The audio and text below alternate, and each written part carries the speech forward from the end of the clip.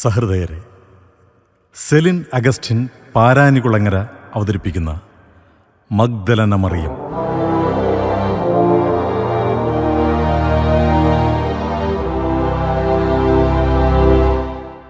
Story, lyrics and direction Celine Augustine Paranikulangara. Music direction Swiss Babu. Orchestration and background music Xavier Nayathode. Singers Johnson Peter, Aneeta Antony. PRO Augustine Paranikulangara. Voice over Sreemoolanagaram Ponnan, Shyju Louis, Satheesh Angamaly, Athidhi Priyanka. Recording Gemini film studio, Angamaly. രംഗമൊന്ന്.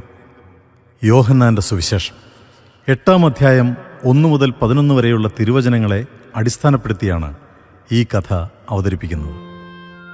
വ്യഭിചാരത്തിൽ പിടിക്കപ്പെട്ട ഒരു സ്ത്രീയെ വേദജ്ഞരും ഫരിസയരും കൂടി കൊണ്ടുവന്ന് യേശുവിൻ്റെ മുന്നിൽ നിർത്തുന്നു. അവളുടെ കൈകൾ ബന്ധിച്ചിരുന്നു.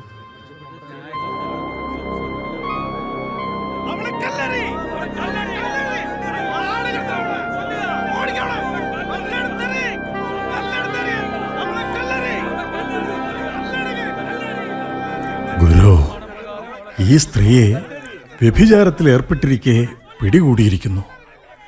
ഇങ്ങനെയുള്ളവരെ കല്ലെറിയണമെന്ന് നിയമത്തിൽ മോശെ കൽപ്പിച്ചിട്ടുണ്ട്. നീ ഇവളെപ്പറ്റി എന്തു പറയുന്നു? യേശുവിനെ പരീക്ഷിക്കാനാണ് അവർ അങ്ങനെ ചോദിച്ചത്.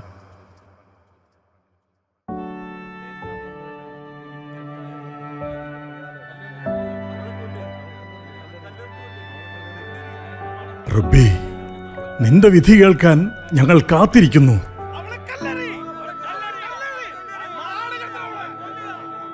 യേശു അവളെയും അവരെയും സൂക്ഷിച്ചു നോക്കി. എന്നിട്ട് ഇപ്രകാരം പറഞ്ഞു: നിങ്ങൾ ഇവളുടെ കയ്യിലെ കെട്ടുകൾ അഴിക്കുക. ഞാൻ അവളോട് ചോദിക്കട്ടെ, അവൾക്കെന്താണ് പറയാനുള്ളതെന്ന്.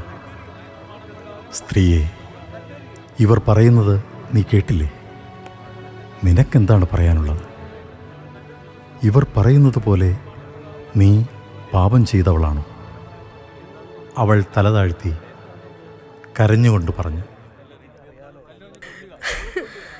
അതെ റബി, അവർ പറയുന്നത് ശരിയാണ്.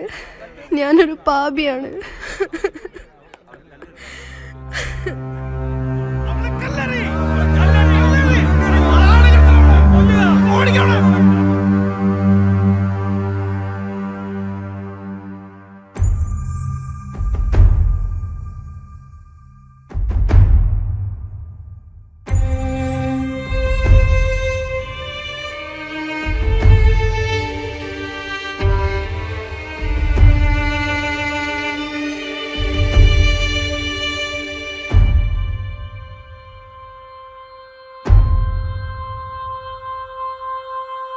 ഭൂലോക പാപങ്ങൾ പൊറുക്കുന്ന ദൈവപുത്ര, എൻ്റെ പാപങ്ങളും പൊറുക്കണമേ. ഭൂലോക പാപങ്ങൾ പൊറുക്കുന്ന ദൈവപുത്ര, എൻ്റെ പാപങ്ങളും പൊറുക്കണമേ. എന്നോടു ക്ഷമിക്കണമേ ദൈവപുത്ര, എന്നോടു ക്ഷമിക്കണമേ.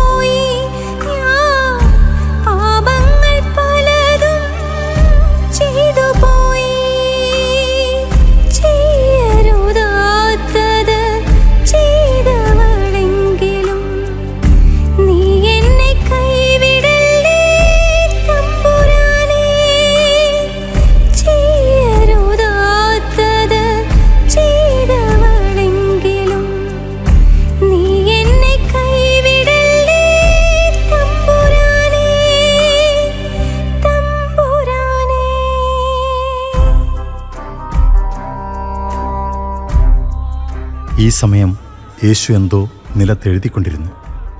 യേശു ആൾക്കൂട്ടത്തെ നോക്കി ശാന്തനായി പറഞ്ഞു, നിങ്ങളിൽ പാപം ചെയ്യാത്തവർ ഇവളെ കല്ലെറിയട്ടെ. അവർ ഓരോരുത്തരും അങ്ങോട്ടും ഇങ്ങോട്ടും നോക്കി. അവസാനം ഒരാൾ കല്ല് താഴെയിട്ടു. പിന്നെ രണ്ടാമത്തെ ആളും കല്ല് താഴെയിട്ടു. അങ്ങനെ മൂന്നാമത്തെ ആളും കല്ല് താഴെയിട്ടു. അവസാനം എല്ലാവരും കല്ല് താഴെയിട്ടു. അവർ സാവധാനം പുറത്തേക്ക് പോകുന്നു. യേശുവും മഗ്ദലന മറിയവും തനിച്ചാവുന്നു.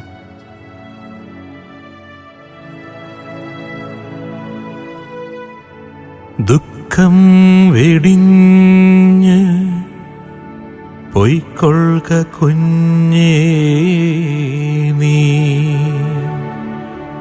നീ ഉൾക്കൊണ്ട വിശ്വാസം കാത്തു നിന്നെ. അപ്പപ്പോൾ ചെയ്ത പാപങ്ങൾക്കൊക്കെ പ്രായശ്ചിത്തം പശ്ചാത്താപം തന്നെ. പ്രായശ്ചിത്തം പശ്ചാത്താപം തന്നെ. അവൻ അവളെ അനുഗ്രഹിക്കുന്നു. ഇനി നീ പാപം ചെയ്യാതെ ജീവിക്കുക, ദൈവം നിന്നോടൊപ്പമുണ്ട്. ഇങ്ങനെ പറഞ്ഞിട്ട് അവൻ മറ്റൊരു സ്ഥലത്തേക്ക് യാത്ര ചെയ്തു.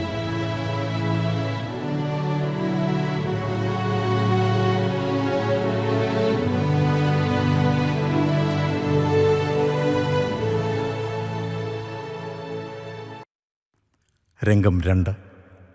ലൂക്കായുടെ സുവിശേഷം 7-ാം അധ്യായം 3 മുതൽ 50 വരെയുള്ള തിരുവചനം. ശിമയോന്റെ വീട്ടിലെ അത്താഴ വിരുന്ന്.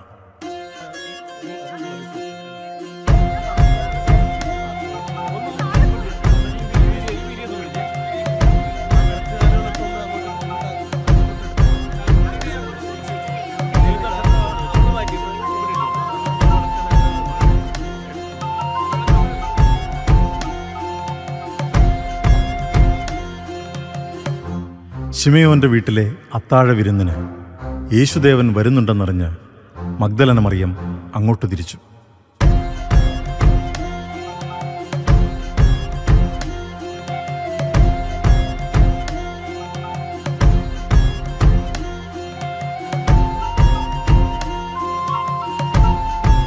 ശിമയോന്റെ വീട്ടിലെ രംഗം. ജോലിക്കാർ വീട് അലങ്കരിക്കുന്നു, തോരണങ്ങൾ ചാർത്തുന്നു, നക്ഷത്രവിളക്കുകൾ തൂക്കുന്നു. ശിമയോന്റെ ആഡംബര ജീവിതത്തിനനുസരിച്ച് മേശമേൽ വെള്ളിപ്പാത്രം, സ്വർണ്ണക്കപ്പുകൾ എന്നിവ നിരത്തുന്നു. വിലയേറിയ വീഞ്ഞും വിഭവങ്ങളും ഒരുക്കി വയ്ക്കുന്നു. ശിമയോന്റെ കൊട്ടാരവാതിൽക്കൽ സുന്ദരിയായ മഗ്ദലന മറിയം എത്തുന്നു. അവൾ പണ്ടത്തെ മഗ്ദലന മറിയമല്ല. ആദ്യമായി യേശുവിനെ കണ്ടതിൽ പിന്നെ അവളുടെ ജീവിതമാകെ മാറിമറിഞ്ഞു. പഴയ ജീവിതം അവൾ അവസാനിപ്പിച്ചു. അവളിപ്പോൾ യേശുവിൻ്റെ പാതയിൽ ജീവിതം തുടരുന്നു.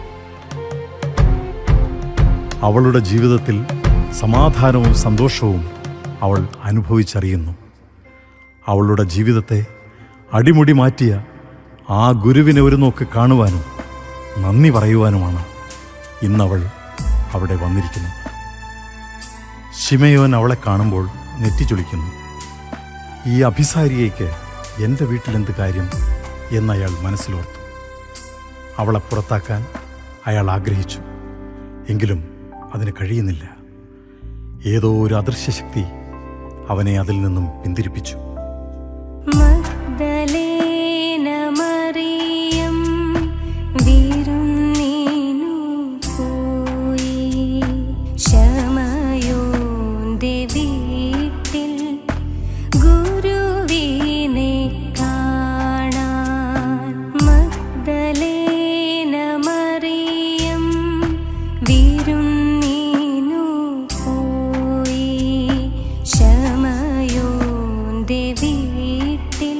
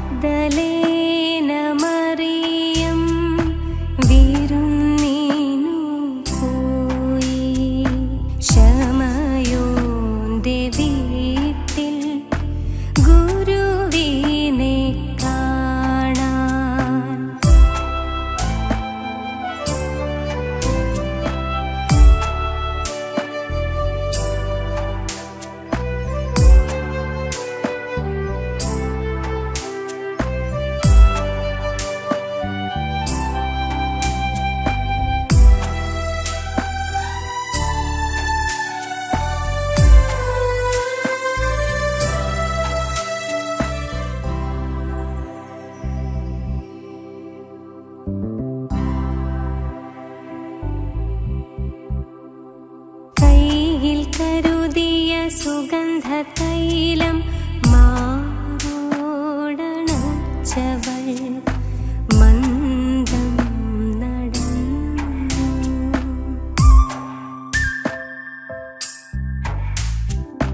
കൈയിൽ കരുതിയ സുഗന്ധ തൈലം മാറോടണച്ചവൾ മന്ദം നടന്നു. ശമയോന്റെ കൊട്ടാര സദസ്സിലേക്ക്,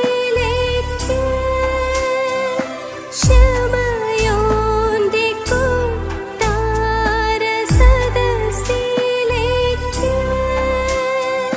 സദസ്സിനുള്ളിൽ തിരഞ്ഞു ചുറ്റും തൻ തമ്പുരാനെ, തമ്പുരാനെ.